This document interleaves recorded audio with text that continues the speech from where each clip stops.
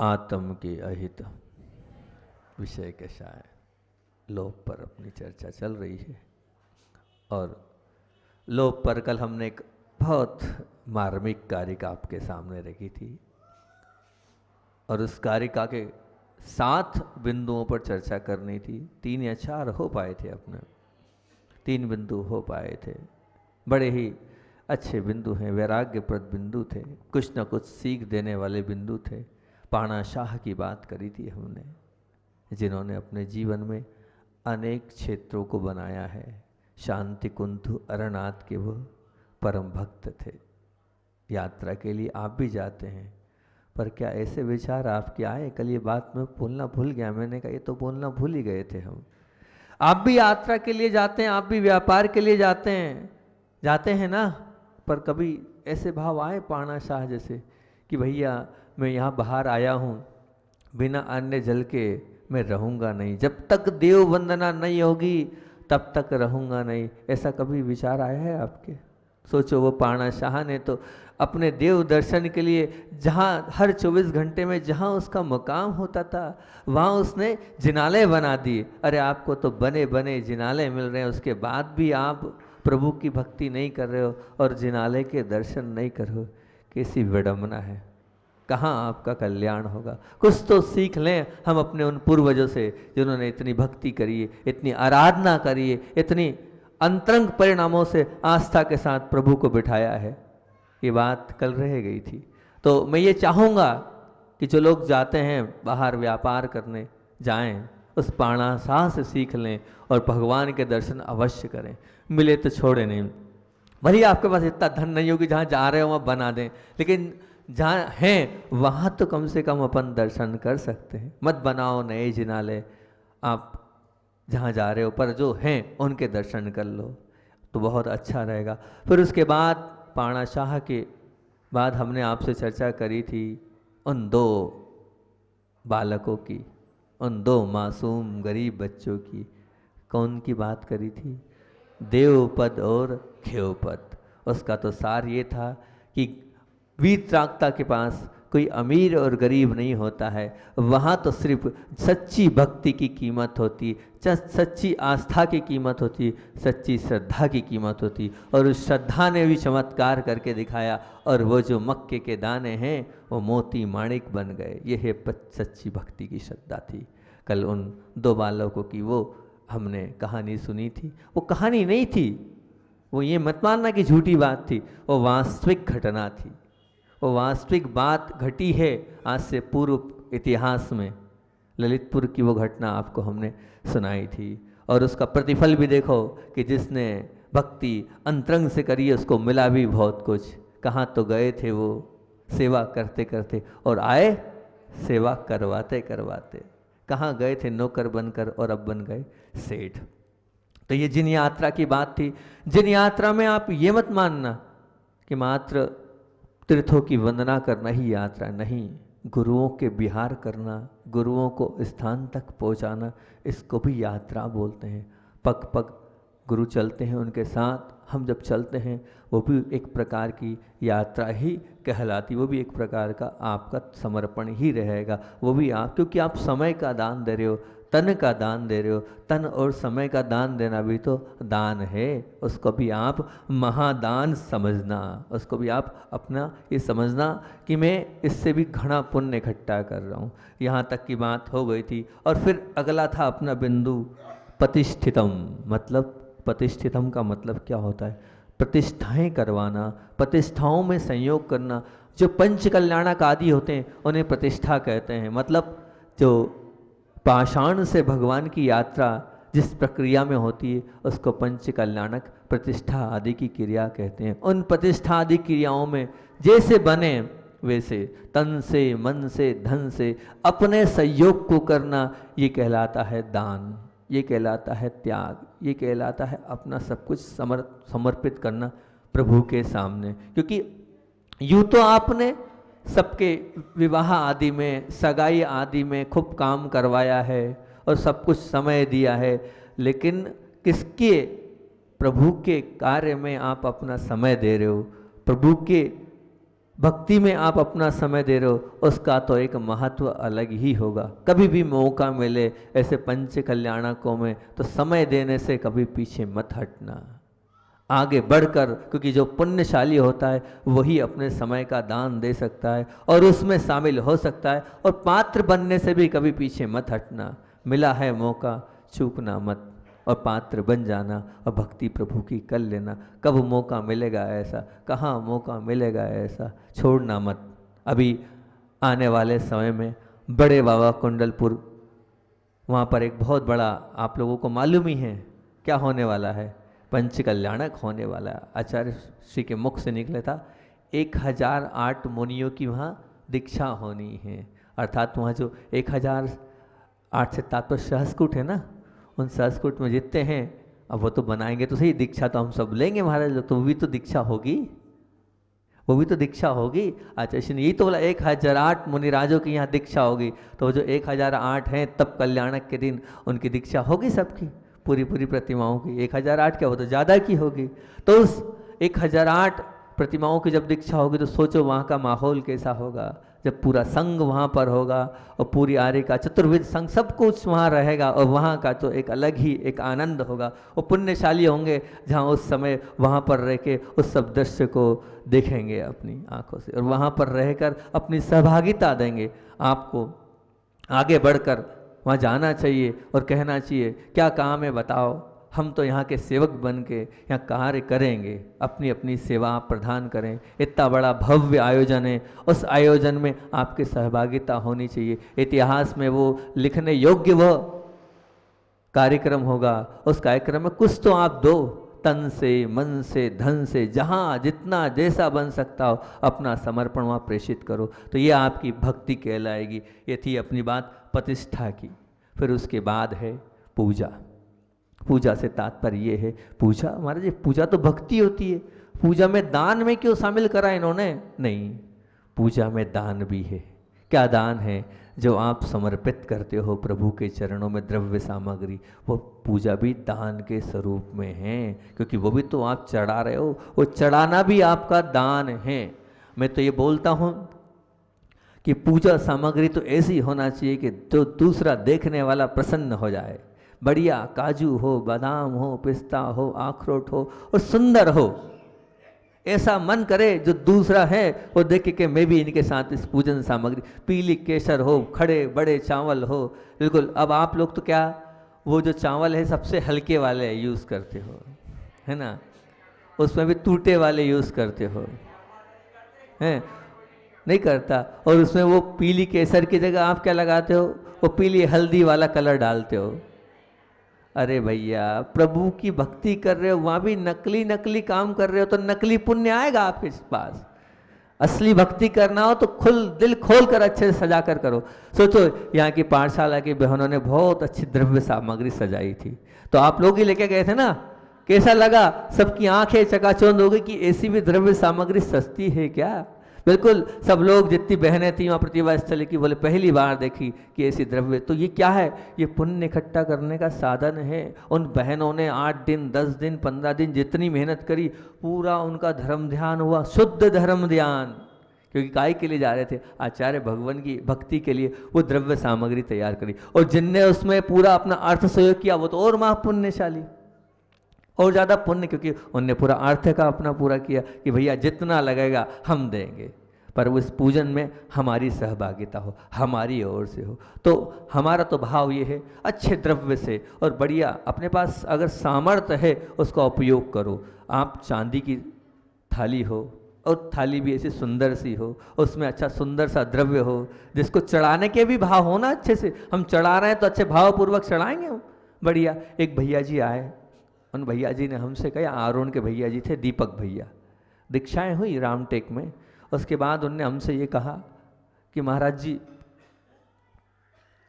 मेरी दीक्षा नहीं हुई, मैं क्या करूं?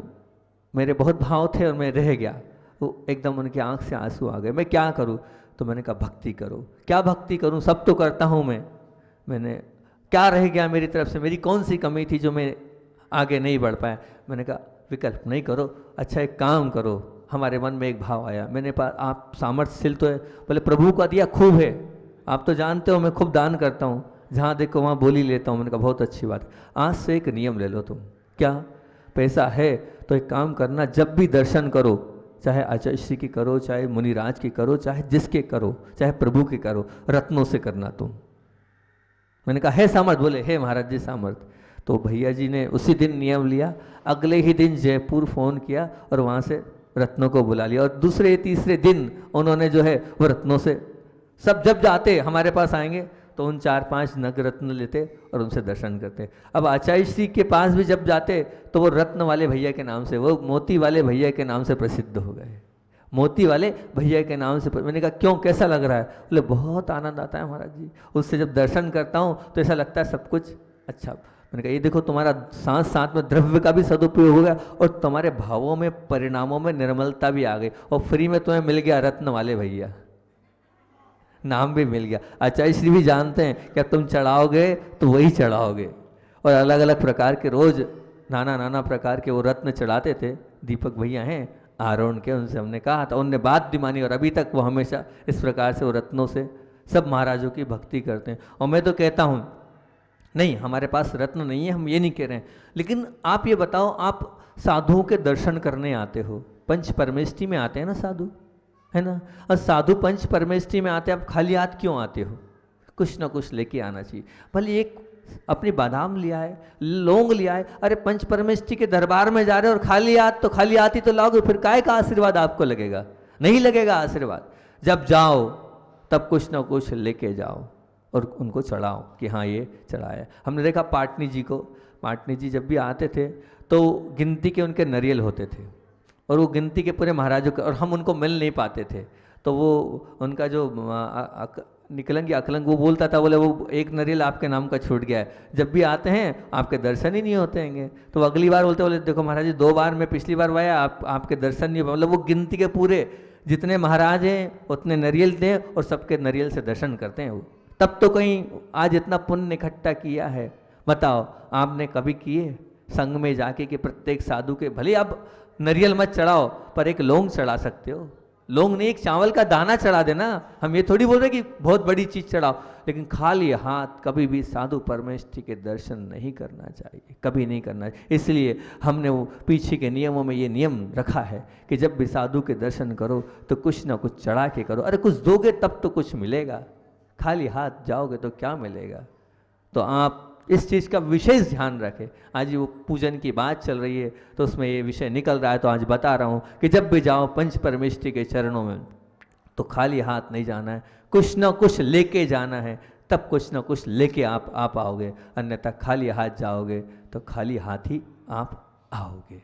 पंच परमेष्टि की भक्ति है वो, तो ये भक्ति में आपका ही तो पुण्य इकट्ठा होता चला जाएगा। और तो और इन पंच परमेष्टि की भक्ति में एक और इसमें प्रतिष्ठा, पंच कल्याणक में बात आई थी, तो पंच कल्याणक की एक बात अभी एकदम दिमाग से ही सोचा था सामयिक में आज, कि देखो पंच कल्याणक में आज तो भले ही सब लोग मिलके कराते हैं, लेकिन वो पूर्व का काल था जब एक ही व्यक्ति पूरा पंच कल्याणक कराता था, और फिर पूरी समाज उसे क्या की पदवी दी? सिंघई। एक बार करा दिया तो सिंघई, 2 बार करा दिया तो सवाई सिंघई, और फिर और करा दिया तो श्रीमंत, है ना, श्रीमंत। ऐसी उपाधियों से उनको सुशोभित किया जाता था पूर्व में। अरे हम पूरा पंच कल्याणक नहीं करा सकते हैं, थोड़ी बहुत सहभागिता तो दे सकते हैं ना? बोलो दे सकते हैं कि नहीं? यहाँ भी कोई ना कोई सिंघई तो होगा, है कोई? ये है सिंघई जी? तो अब बताओ, आपको कुछ ना कुछ तो करना है, तब तो आपके पूर्वजों ने जो किया है उसकी सार्थकता होगी, अन्यथा क्या सार्थकता रह जाएगी? ये बात उसमें रह गई थी। तो इस प्रकार से हमें पूजन करना चाहिए। पूजन करने से क्या होता है? दूसरी बात, और ये मत मानना कि पूजन करने से भक्ति, अभी बता दिया दान भी होता है, दान के साथ साथ स्वाध्याय भी होता है, क्योंकि आप पढ़ रहे हैं तो हम पढ़ रहे हैं तो निश्चित कुछ ना कुछ उससे मिलता है, वो स्वाध्याय भी। वो पूजन करने से दान हो गया, स्वाध्याय हो गया, साथ साथ में भक्ति भी हो गई, और साथ साथ में स्तुति भी हो गई, उसमें स्तुति भी होती है। इसलिए पूजन का तो अपने आप में बहुत महत्व है। एक अभी यहाँ के हैं ट्रांसपोर्ट वाले, संजय भैया ट्रांसपोर्ट वाले हैं शायद, उन्होंने मुझे बताया अभी 3-4 दिन पहले, 5-7 दिन पहले सोच जा रहे थे, बोले महाराज जी पूर्व में बहुत स्थिति खराब थी मेरी, बहुत खराब दिन मैंने देखे हैं, लेकिन मैं पूज्य सुधा सागर जी के पास गया और सुधा सागर जी से मैंने कहा महाराज जी कुछ ऐसा कर दो, मैं बहुत स्थिति मेरी खराब है और बहुत तकलीफ और बहुत कष्ट से मैं अपना जीवन जीता हूँ। आज आए नहीं, आते तो हैं वो रोज़, बाहर गए हैं। तो फिर मैंने कहा क्या कहा? बोले महाराज जी के शिविर में गया था, 1-2 मिनट की चर्चा थी, बड़ी मुश्किल से महाराज जी से मौका मिला। महाराज जी ने 2 नियम दिए। बोले मैं आशीर्वाद दे रहा हूँ, मेरे ये 2 नियम पालोगे तो तुम्हारे पीछे पलटने की आवश्यकता नहीं पड़ेगी। बोले क्या 2 नियम?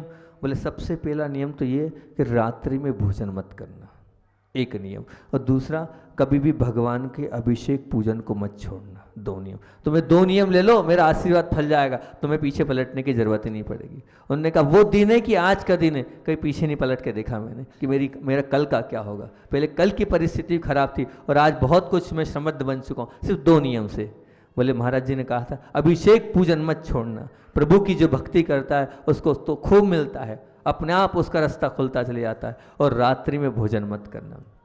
मैंने कहा बहुत अच्छी बात है, तो ये हम आपसे कह रहे हैं। बड़े महाराज जी ने उनको बताया था, हम आपको बता देते हैं कि भैया आप चाहते हो हमारा भला हो तो आपका भला तभी होगा जब आप क्या करोगे, तब आप प्रभु की भक्ति में पूजन करोगे, अभिषेक करोगे और रात्रि में भोजन नहीं करोगे, तो आपका भी भला होता चला जाएगा। उनने अपना खुद का सुनाया, हमने आपको वो सुना दिया। इस प्रकार से पूजन में आपको आगे बढ़ना है, पूजन में पीछे नहीं रहना। कितने लोग हैं यहाँ जो पूजन नहीं करते, बताओ? बहुत सारे लोग। अरे प्रभु की भक्ति नहीं कर रहे हो, उससे तो सब कुछ मिलता हैगा, वही तो सब कराने वाला है, और हम वही छोड़ रहे हैं और उसमें हम पीछे हट रहे हैं, और वो पूजा में हम आगे नहीं आ रहे हैं। करना चाहिए, नियम लेने के बाद भी हम नहीं कर रहे हैं, बैठे हैं ऐसे ही। नियम ले लिया हमने, महाराज से बोल भी दिया, उसके बाद फिर हम एक्सक्यूज और बहाने बना रहे, गलत बात है। नहीं, समय है, शरीर। मालूम पूजन कौन नहीं करता है? पता है आपको? पता है कौन?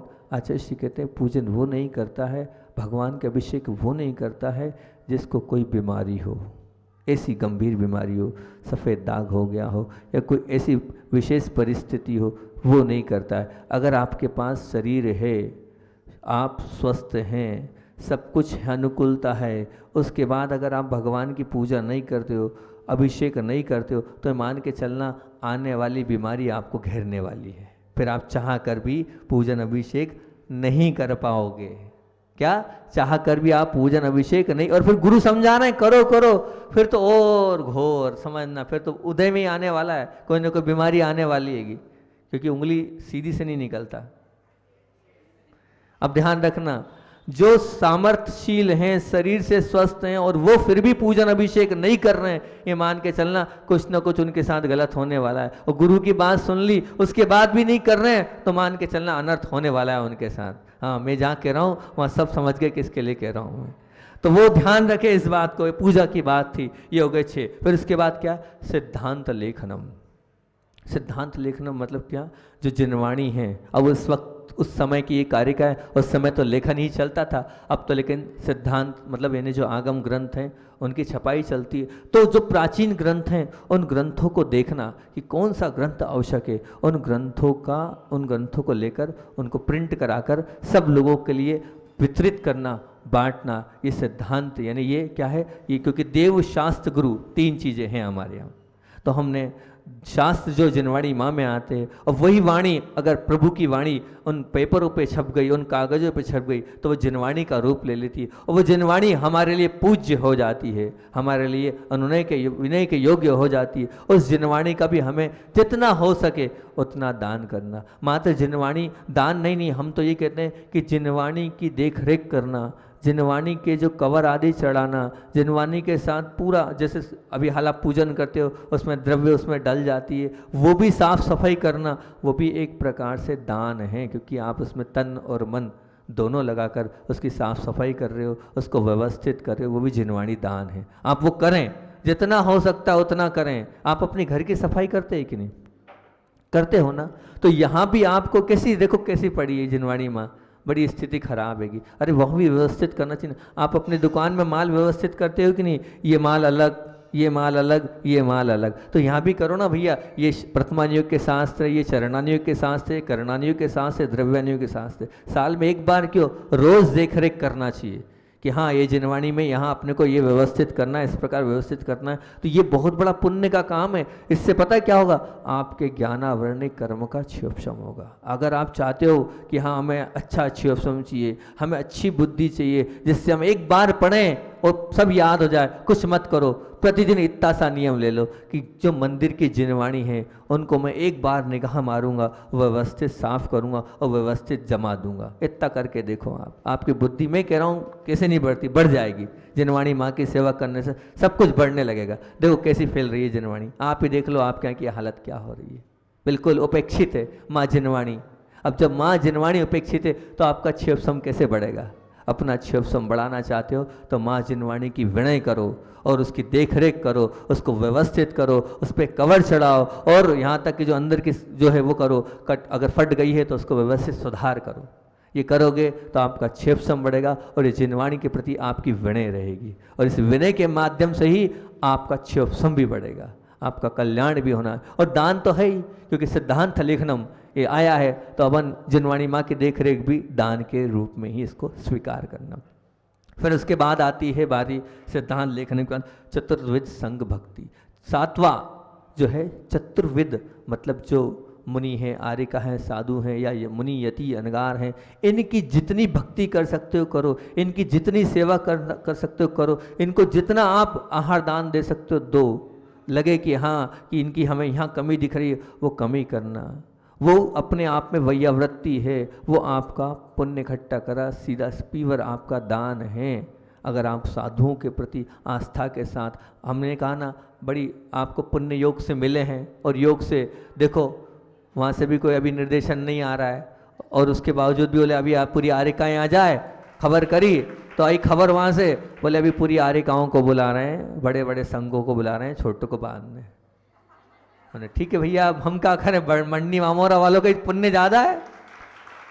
अभी पूरी आर्यिकाएँ पहुँच रही है, पूरी आर्यिकाओं के बाद फिर साधु बोले आप तो पास में हो, अभी आ जाओगे, चिंता नहीं करो, पहले दूर दूर वालों को देख रहे हैं, बड़े बड़े अब पहले बड़े, तो भैया पुण्य, उसके अभी तब पुण्य तो है, बताओ कितना लाभ लिया आपने, ले पा रहे हो क्या आप लाभ हैं? जितना यहाँ पर हम सब महाराज लोग दे रहे हैं, ले पा रहे हो आप लाभ? बताओ कितना, किसने कितना प्रवचन सुना और उसको कितना अपने जीवन में उतारा, कितना आहार दान किया, कितनी वैयावृत्ति करी आप। अरे भले महाराज जी वैयावृत्ति नहीं कराते हैं, कोई बात नहीं, आओ तो चरण छू के चले जाओ, आओ तो सही, लेकिन उससे आपका तो पुण्य बढ़ ही जाएगा। नहीं करा रहे महाराज जी, नहीं करा रहे वैयावृत्ति, अब आप अपना स्वयं का हम नहीं चौका लगा पा रहे, लेकिन थोड़ा जो है वो दान तो दो, ले आओ कुछ भी, महाराज जी नहीं ले रहे वहाँ का दान करो। ये आहार दान का मौका मिला है, प्रवचन सुनने का आपको मौका मिला है, गुरु की वाणी का सानिध्य आपको मिला, उसका आप पूरा पूरा लाभ लो, बाद में पछताओगे। बताओ कितने साल बाद चतुर्मास हुआ, कितने साल बाद मिला? 13 साल बाद आपको मिला है।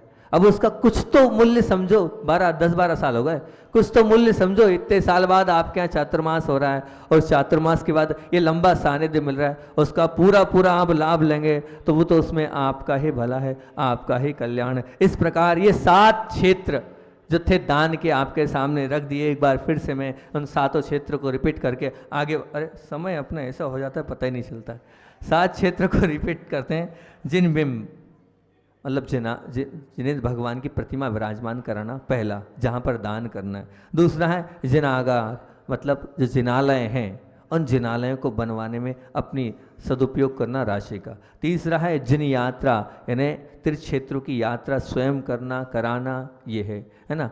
चौथा, यहाँ तक कि मैंने पैदल की बात बताई ना कि यात्रा पैदल भी कर सकते हैं, बताई नहीं बताई? इसमें एक और बात चिंतन में आई थी, दक्षिण के लोगों को मैंने देखा हैगा कि जो लोग यात्रा करते हैं, यात्रा करने निकलते हैं, वो यात्रा करने कैसे निकलते हैं पता है? वो वहाँ से पग विहार करते हुए शिखर जी की यात्रा करते हैं। सोचो आप, पग विहार पैदल पग चलकर शिखर जी से 1000 लोगों की टीम निकलती है, वहाँ 1500 2-2000 लोगों की टीम आती है और वहाँ से चलती है और सीधे शिखर जी की पग यात्रा करती है। पैदल विहार करते हुए हम उस शाश्वत सिद्ध क्षेत्र के दर्शन करेंगे। ये भी अपने आप में बहुत बड़ी बात है, ये भी अपने आप में बहुत बड़ा त्याग है।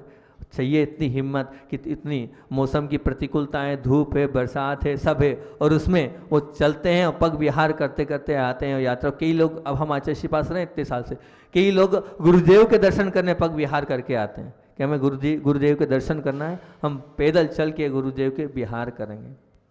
और उसको विहार करते हुए गुरुदेव के दर्शन करेंगे। एक महाराज जी हैं, नाम तो मैं भूल रहा हूँ, अभी 10 दीक्षाओं में महाराज जी हुए हैं।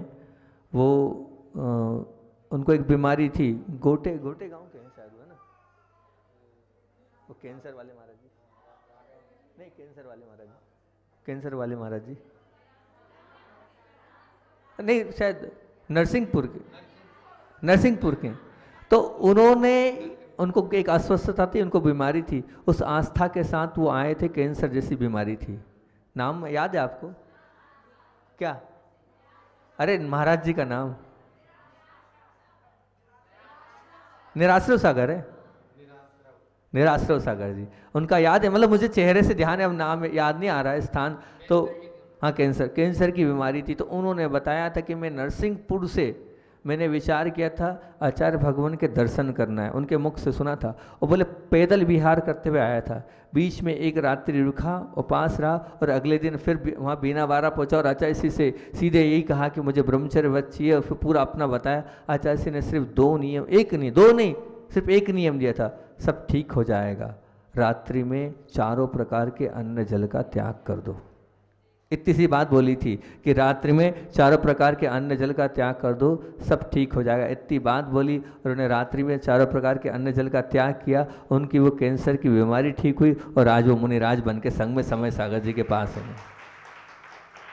पग विहार करके आए थे, और बोले एक एक कदम रखता था और एक ही बात बोलता था, बस अब मुझे सल्लेखना करना है, आचार्य श्री के चरणों में भक्ति करना है, और व्रत लेना है, और मेरा कल्याण करना है। पग विहार करते करते इतनी विशुद्धि बढ़ी कि वो पूरी बीमारी ही समाप्त हो गई। पग विहार का ये अपने आप में एक वो है। ये 7 क्षेत्र थे, जिन यात्रा, प्रतिष्ठा, पंच कल्याणक आदि में, और दान, पूजा से मतलब हो गया पूजा आदि करना, और फिर उसके बाद है सिद्धांत लेखनम, सिद्धांत लिखना मतलब जिनवाणी की हमें छपवाना और बंटवाना, और फिर उसके बाद है क्या, चतुर्विध संघ की सेवा करना, भक्ति करना, उसमें अपनी राशि का सदुपयोग करना। पूजा पे एक बात और याद आई, अंतिम बात बोल के अपनी बात खत्म करता हूँ कि समय अधिक हो रहा है। पूजा पर एक और बात याद आई, पूजा पे ये मैं कह रहा हूँ कि भैया यूँ तो आप खूब विधान करते हो, बहुत अच्छी बात है, लेकिन अभी जो आपके यहाँ विधान चल रहा है वो किसके लिए चल रहा है पता है आपको? भक्तामर का विधान किसके लिए चल रहा है? यूँ तो आप अपनी शादी में करते हो विधान, शादी के पहले करते हो, यूँ और दूसरे कामों के पहले आप विधान करते हो पर यहाँ पर जो विधान चल रहा है किस लिए चल रहा है? बड़े बाबा के लिए विधान चल रहा है। अब बड़े बाबा के लिए विधान चल रहा है तो उसका तो और चौगुना पुण्य मिलेगा। आप अपने लिए नहीं, बड़े बाबा के जिनालय अच्छे से जल्दी बने, इस निमित्त से विधान कर रहे हो, भक्ति कर रहे हो, आराधना कर रहे हो, तो वो तो करना चाहिए आपको। नाम आ गए नहीं आए? आए तो नाम लाओ जल्दी, आप मेहनत करो, पूरे 365 नाम चाहिए हमें। नाम देने में कमी क्यों हो रही है? नाम पूरे आने चाहिए, पूरे 365 के 365। अपने लिए नहीं, बड़े बाबा के लिए आप कोई भक्ति